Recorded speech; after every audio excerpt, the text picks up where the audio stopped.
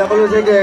ઉત્તર ગુજરાતમાંથી રાજસ્થાનની ધરતીમાંથી કાનુડો હાલતો હાલતો આવે અને ઉત્તર ગુજરાતની ધરતીમાં પૂગે ત્યારે ગાય શું કે કરશન ભગવાન આયલા દ્વારકા ને લીધો મણિયારા કેરો મને માયા લગાડી રે